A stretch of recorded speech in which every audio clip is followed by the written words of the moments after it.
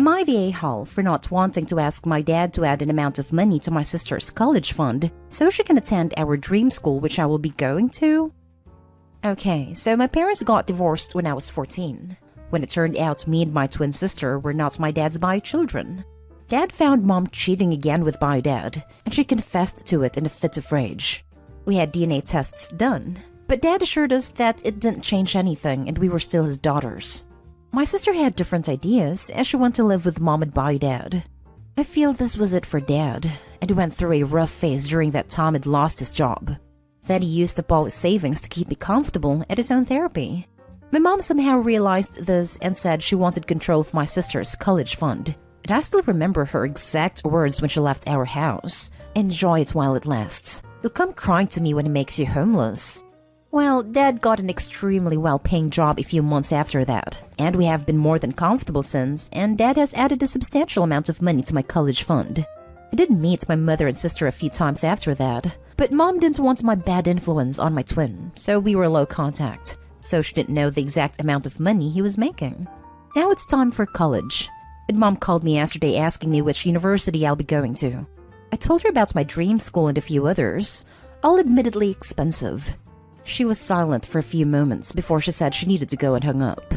Well, she called my dad, and she demanded to know how he was paying for it, because even the original sum of college fund wasn't enough for those universities. On learning the reason, she demanded he add the required amount of money to my sister's college fund, and a bit more because she has used up 10% of it. On what? She refused to say. My dad refused. So my mother called me back saying I was depriving my sister of a good college life.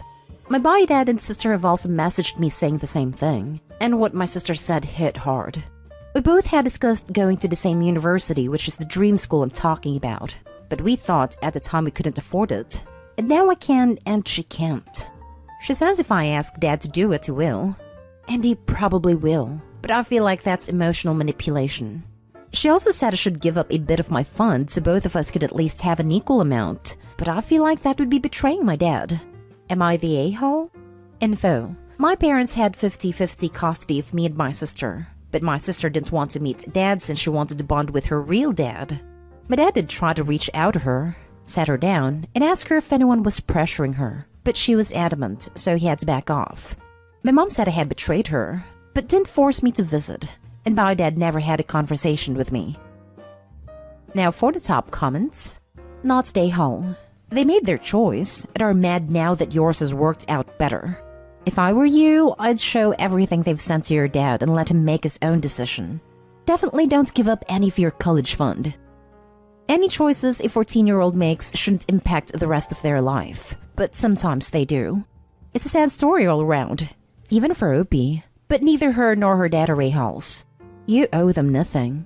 Hopefully there can be healing sometime in the future, but I wouldn't count on it. Or pay for it. Not the a-hole. I guarantee if Opie's dad hadn't gotten such a good job and Opie was struggling to go to college and had to take out loans, neither her mother nor bio dad would have helped out. Not the a-hole. I'm so sorry some of the adults in your life failed you, and so glad your non-biological father has stepped up and been an adult anyway.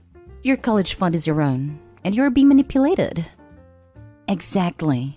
I detest people like that who only come to you when they know you're earning well. Not the a-hole. Not the a-hole. Your mom is especially an A for not trying to maintain a good relationship with you, and for saying you betrayed her. You're not the one who cheated on your dad. Your sister is upset, but she also went off on your dad and refused to see him. Your dad went through tough times and is doing better, so he's been able to pay into your college fund a bit more. He doesn't even have access to your sister's fund, and her mom has dipped into it.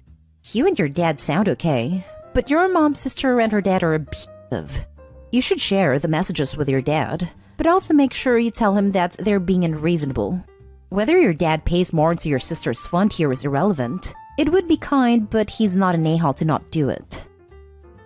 Next story is titled, Update. Am I the a-hole for reducing the money I'm willing to give to my stepdaughter for college?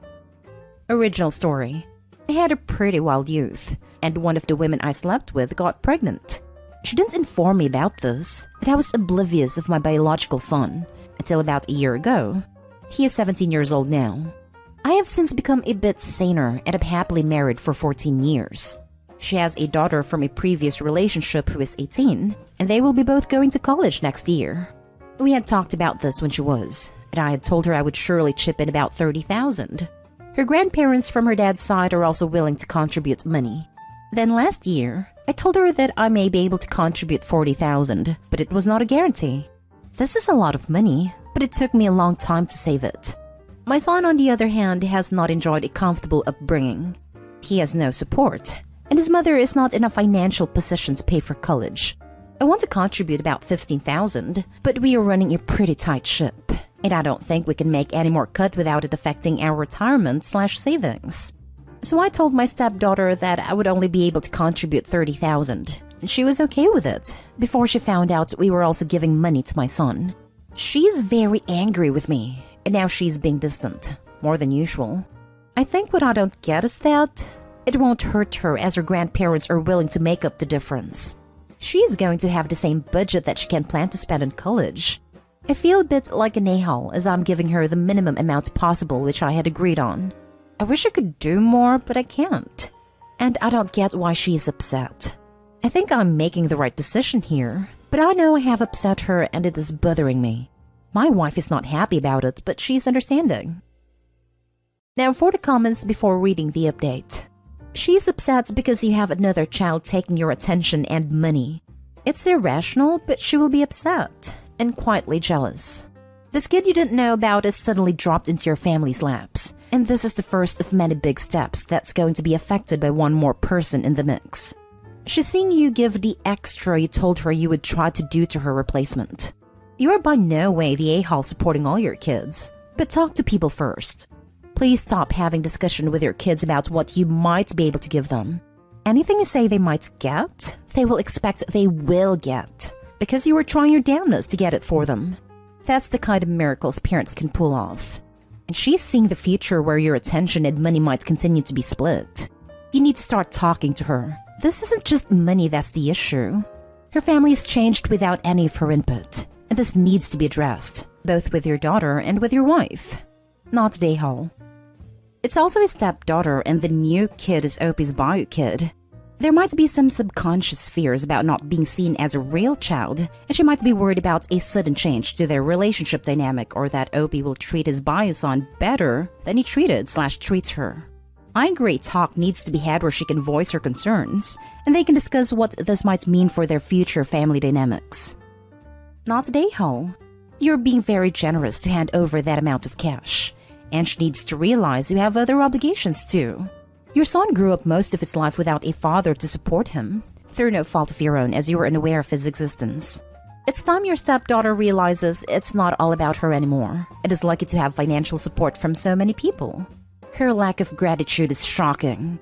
As you said, her grandparents are making up the difference, so what is the problem? Not the a-hole. Opie, you are way kinder and considerate than a lot of fathers. Your stepdaughter has people to help her. Your son does not.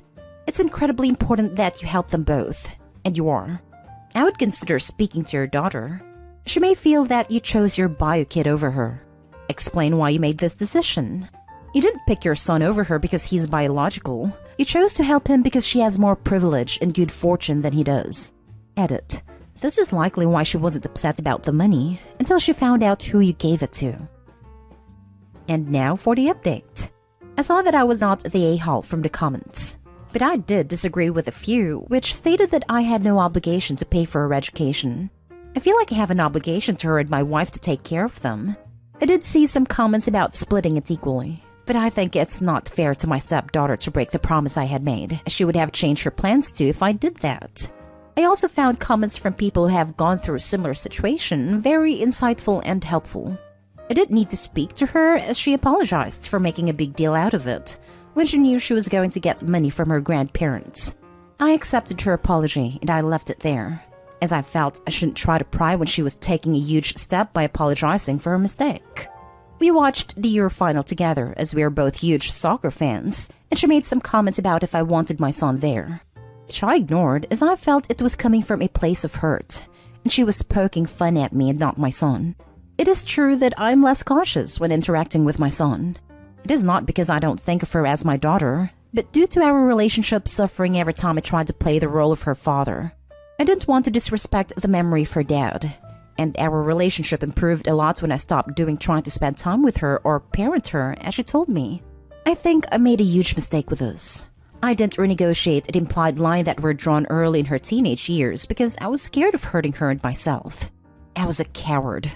I drove her to her grandparents this week, and it was mostly just driving in silence, but I did bring up that she would get to play soccer again, and I hoped I could attend more matches this school year. She smiled and nodded, and said that she would like that. We then talked about football for most of the drive back. It was nice, and I think we used to do this often. It also struck me that she plays the same position that I used to play, which made me a bit emotional. My wife has suggested about family counseling. My daughter wants to do it too, so yeah. Probably need to budget for that, but I think it will be worth it. Edit. If I was not clear, I am still giving my son the money I told I would give him. That has not changed. After reading up on your situation, although I get your stepdaughter is likely feeling jealous, I just hope your son who hasn't had a dad or any good financial support isn't being looked over by a kid who has been supported and loved just because she's jealous. I think you've done what you can do for this kid, and that counseling is a possible option. I find it sad that both my children suffered from not having their bio dad in their lives, but I'm not overlooking him. He is getting the money and he is happy to spend time with me. I don't plan on cutting back the time I spend with him at all. I am thinking of counseling as I feel it would be helpful. But he is getting less money from you while needing it the most. He is also more willing to have a relationship with you. I feel happy for your daughter, but still can't help feeling that your son is getting the short end of the stick. If you get sued for back child support, you would owe him so much money. I know I'm not being fair to him. However, I have promised him that I will help him with his career. He is planning to study in a field which is adjacent to mine, and I'm planning to help him land internships and help him out. He is fine with the help that he is getting. He was planning on just taking student loans, and any help that he gets feels huge for him. I really wish I had known I had a son a few years earlier. I could have done more for him and saved up more for him. So all about your stepdaughter and her college fund, but no mention about your bio son? This post was about my conflict with my stepdaughter. I have a warm relationship with my son, and we get on well. If you were asking if he's still getting the money, yes, he is. That has not changed. Now for the last story. Am I the a-hole for kicking my brother and his son out after what his son did at my daughter's birthday party?